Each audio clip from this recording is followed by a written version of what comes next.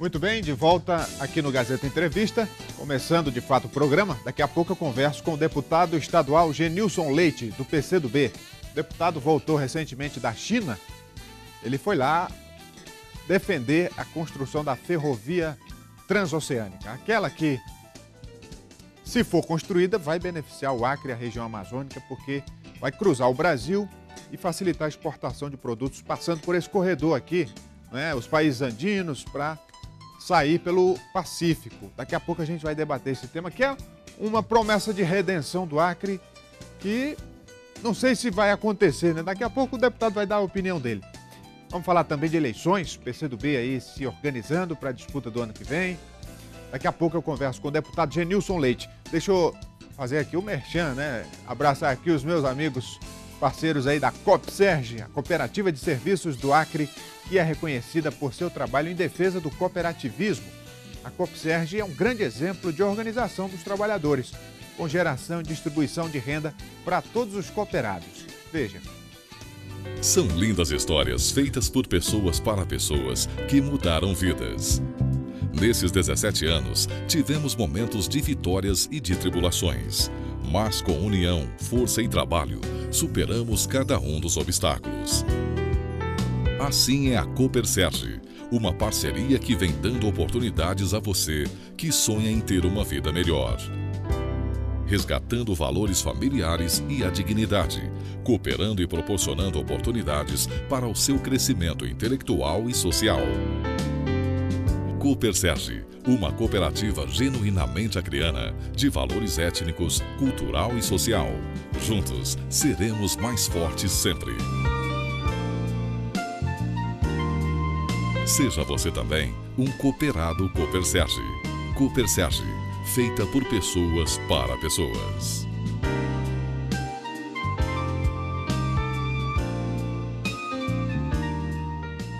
Muito bem, já de volta aqui com o deputado estadual Genilson Leite. Boa tarde, deputado. Já voltou ao fuso horário do Brasil, deputado? Boa tarde, Rogério. Boa tarde à população que nos assiste. Sim, é difícil se habituar tanto na ida para lá quanto no retorno, mas... Quanto tempo de viagem? São 12 horas de diferença, a gente gasta aí em torno de quase 12 horas também de viagem. Pois é, e o senhor foi à China em relação a esse projeto da ferrovia transoceânica, né, que se discute e que se defende, e o senhor foi com essa missão de buscar informações, dialogar. Que notícias o senhor traz? Exatamente, nós fomos representando o estado do Acre, eu juntamente com o nosso secretário de obras, o Átila, fomos com uma outra equipe de um outro estado brasileiro, que foi a turma ali da Bahia, né? Foram várias pessoas da Bahia, tanto representando o poder público como também a iniciativa privada, e foram também um grupo de peruanos, representando o governo peruano, bem como a iniciativa privada do setor ali do Peru. E o objetivo fundamental foi para ter conhecimento sobre o relatório de viabilidade da bioceânica, transoceânica ou bioceânica, que é essa ferrovia que deverá ligar o Brasil ao Ocidente, né? Ao Oriente, entre os dois oceanos, o Oceano Pacífico e o Oceano Atlântico.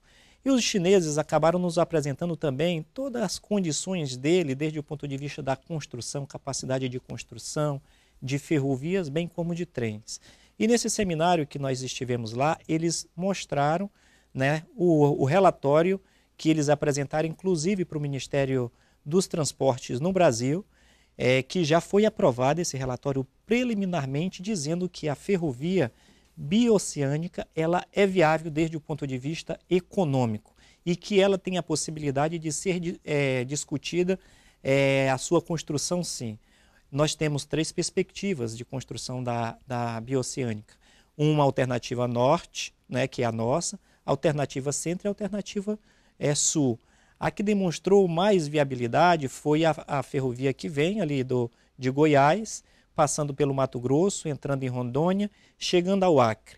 E chegando aqui em Rio Branco, ela entraria pela BR-364, chegaria em Cruzeiro do Sul e entraria no Peru através de Pucallpa. E por que essa tem maior possibilidade de ser construída? Essa perspectiva ela é a que se tornou mais viável em função de quê? Em função de que, apesar de se incluir mais em torno de 6 quilômetros, aliás, 6 quilômetros de extensão, ter que se construir mais 6 quilômetros, ela é a que causa menos impacto e é a que enfrenta, né, menos altitudes, ou seja, é a região pela qual se entra no Peru, enfrentando o mínimo possível de montanha, de cordilheiras, toda essa questão. Isso tem prazo estabelecido? É uma obra de longo prazo, evidentemente? Isso sim, é uma obra de longo prazo, mas nós nunca podemos perder a perspectiva de olhar para o futuro. E os chineses, obviamente, não estão onde estão porque sempre olham para o futuro.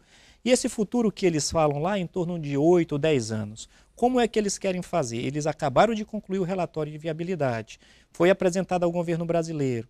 Esse governo brasileiro, através do seu Ministério de Transporte, já aprovou preliminarmente. Agora é a fase de financiamento. De onde vai sair esse recurso? É a grande pergunta, né? De onde vem tanto dinheiro? Exato. A ideia é que esse recurso possa ser uma parceria entre os 3 países, Peru, Brasil e China, e que não saia da iniciativa pública unicamente, que possa atrair investidores privados para fazer esse investimento e ter o seu retorno, como bem já foi apresentado pelo relatório, que, de fato, a ferrovia ela se paga. Qual a estimativa do volume de investimentos?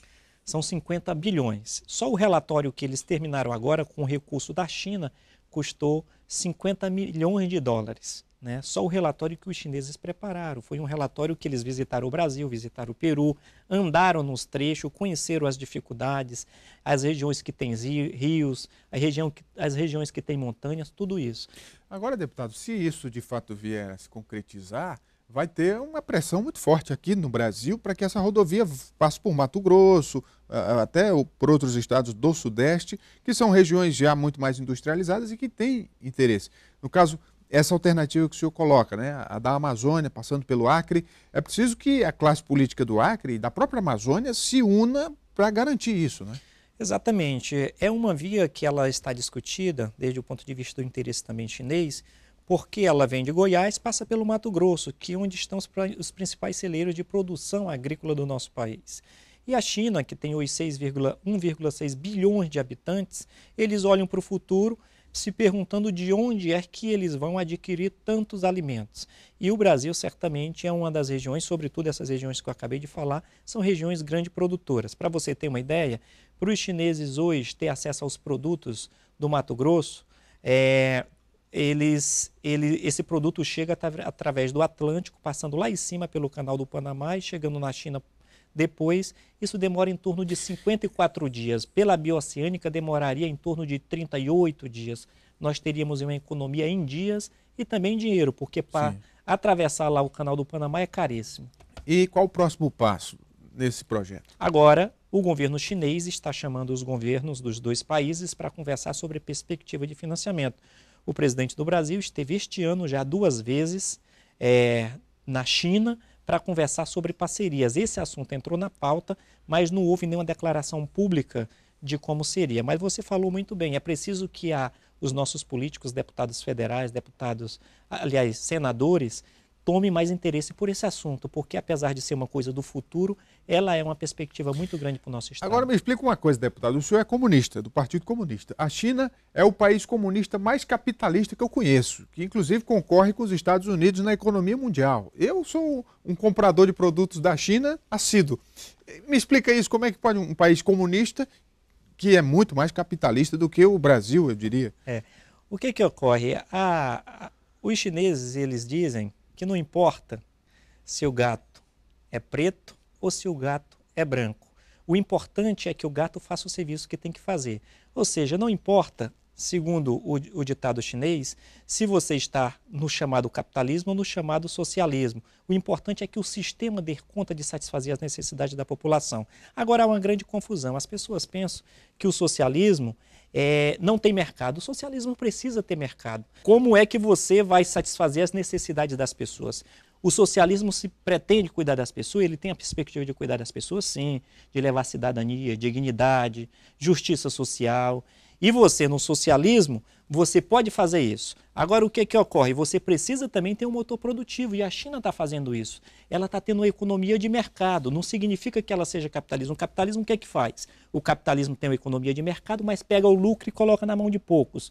O socialismo ele tem uma economia de mercado competitiva, mas ele pega o que se ganha com isso e consegue fazer mais justiça social, distribuir mais para as pessoas. Deputado, agora com relação aos servidores da saúde que serão empossados, na verdade a solenidade já aconteceu, e o que acontece? Esses servidores estão adentrando ao serviço público de forma justa, merecida, obviamente, são concursados, mas no momento em que há uma polêmica por conta do ProSaúde, né? E o próprio governo já recuou naquela decisão de demiti-los antes de uma análise jurídica para ver se é possível mantê-los, muito embora haja uma determinação do Ministério Público, mas enfim. Essa polêmica ganhou muito espaço na mídia e o governo mudou de opinião, aparentemente, e o senhor também acabou entrando nessa discussão. Como é que o senhor tem se posicionado? O que o senhor pensa disso? Bom, primeira coisa, eu queria parabenizar o governo do Estado pela convocação de novos 300 servidores que irão integrar ao nosso serviço de saúde. Uma coisa não inviabiliza a outra.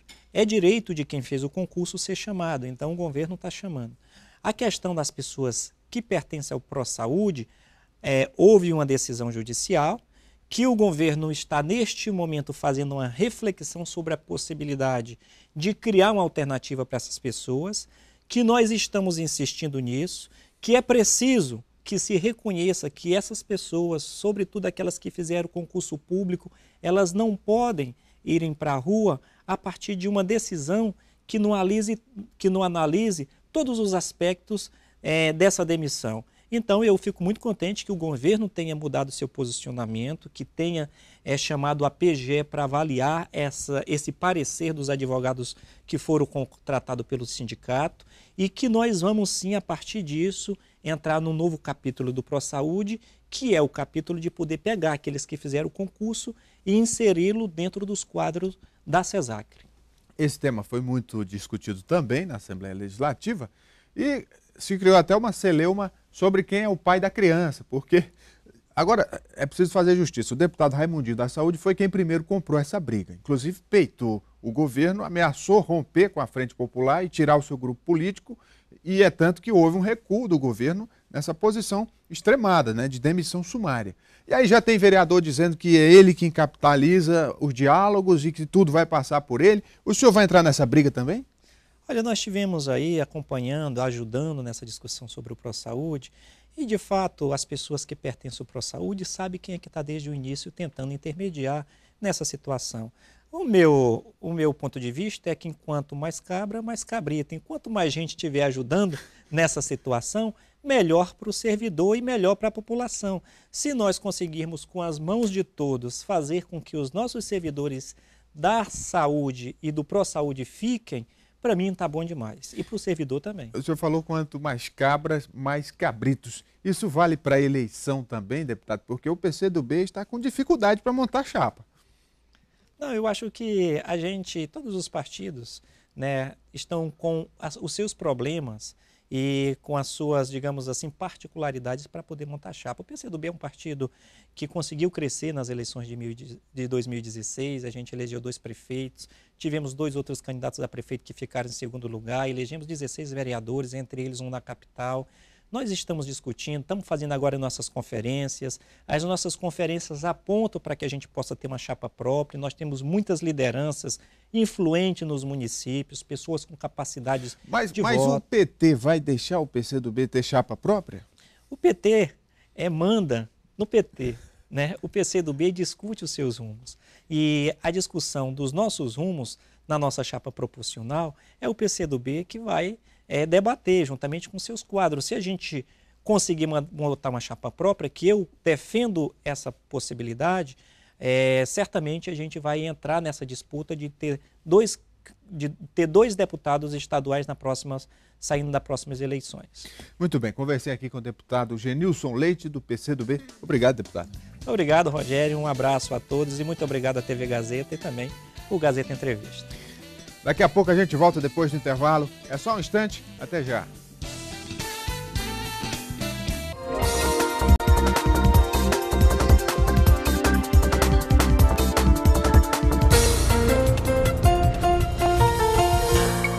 Música